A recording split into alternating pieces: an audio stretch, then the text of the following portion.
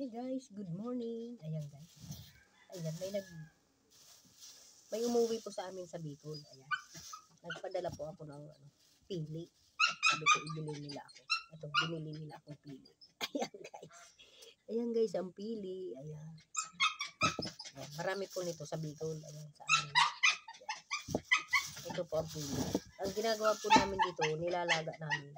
Tapos kinakain namin itong balat nito. Masarap po ito. Kaya sausaw sa asukal. Ayan. Mga taga Bicol, alam po ito. Nakaka-relate sila doon.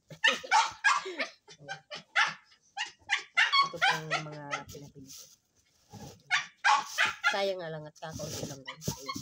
Mga pili. Ayan.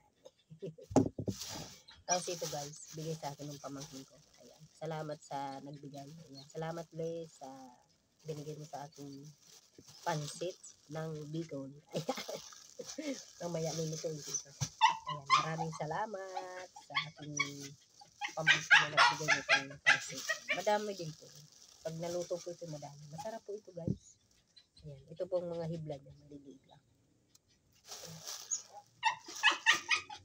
Pansit from Bicol. Ayan.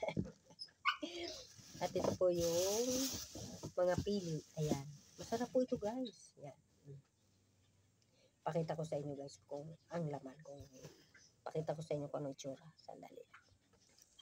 Ayan guys. Oh. Ito ang laman niya. Oh. Ayan. Ito ang laman niya. Ng pili. Ayan. Payat nga po itong laman niya.